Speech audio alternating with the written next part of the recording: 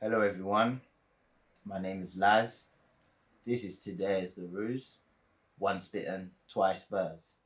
Today is Friday the 26th of June and I'm going to continue with my squad audit. And today I'm going to be talking about Djed Spence, who's been hot on a lot of people's lips the last few days. He seems to be a polarizing figure, not just amongst us, but also amongst just football people in general. And I must admit, I've had a similar response towards him. I did grow quite frustrated, with his performances, when he was playing left back at the beginning of the season, and it continued on. But basically, what it was is that I felt that he would kind of find himself in cul-de-sacs.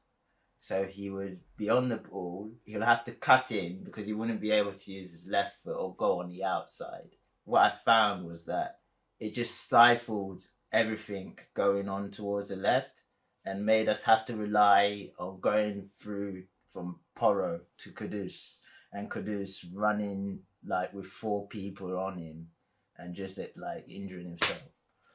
But then I guess that was not really entirely on Spence's shoulders, but more to do with, the coaching and management we had at the time under that ghoul of Thomas Frank. So, yeah, I think I'll cut him some slack on that.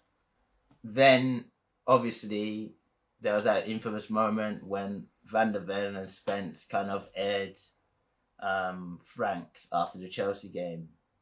And naturally, with my opinion towards Frank, that kind of endeared me towards him, because Spence has been accused of having attitude problems from a lot of people. But I'm going to explain actually why I believe those people are kind of mistaken and what it is that might make it come across as though he has an attitude problem when it's anything but that. He's a man of his... How do I explain? I'm looking for the right word. Djed Spence goes by... He's a man who's sure of himself, what he stands for, what he believes in, and what he can do, right? He's also quite a reserved person. This is just from looking at him, hearing him speak when he's been interviewed and such. But it shouldn't really be mistaken for arrogance or attitude problems. It's actually just somebody who's just kind of probably introverted and just wants to get on with their business and get on to playing football. We have plenty of footballers and sportsmen like that.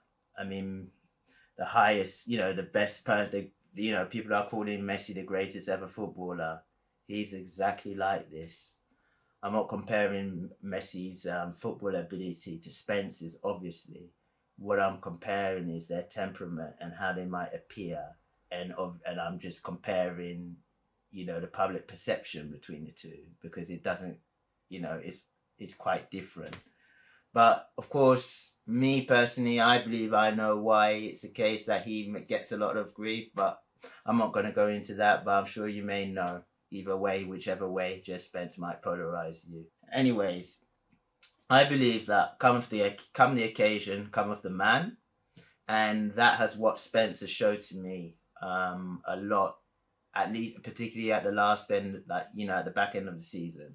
I remember in particular the performance against Liverpool.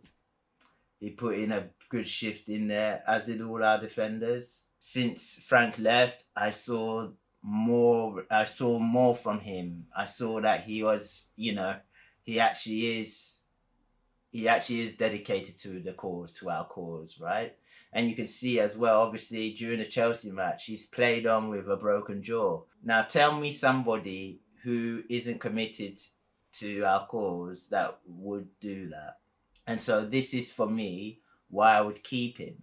So obviously there's a report from an ITK saying that Spence may leave if there's a suitable offer and he's not in De Zerbi's plans, right? I've heard that Lucas Bergvall was in De Zerbi's plans, but obviously that doesn't seem to be the case. So again, all I'm just going to say is that take bits of news for what they are. And obviously some people are more trustworthy than others. But that doesn't mean to say that everybody is telling the truth or everyone is factually correct 100% of the time. That's rarely the case even in life, right? So just take things, consider them, think about why they may be, why they will be said, what time they're said, etc., etc. Not just in football news, but just in media discussions, just in general. So yeah, I would keep him. He's a very useful defender, both a left back and right back, can play down the flanks, either flank. Obviously, I would say I prefer him as a right back. He offers something that Pedro Porro can't offer, as much as I love Porro too, which is speed, power, directness. What I would say though is that I believe he can improve with his end product more, but I guess that's by the by in the sense that some people are never gonna be. Not everybody can be everything to everybody, is what I'm trying to say. Well, yeah, and one more thing. I think it'll be very interesting, seeing as we have Pedro Porro and now Andy Robertson. I think that it'll be interesting for when Pedro Porro either isn't available or wants to have a rest, and Robertson's available, we can play Robertson drifting into that half space, whipping balls in, and then we could have Djed Spence doing the Udogi shift, like bombing down the right, stretching that way, and then we could have Kudus cutting in. That'll be an interesting dynamic. So to wrap it up, I'd keep Djed Spence, not just because of what I've just said, but this man is one of our players who is dedicated to this, right? He's one of them. I include Pedro Porro in there. I include Richarlison in there and some others. But he is dedicated to Spurs. And he does give a shit.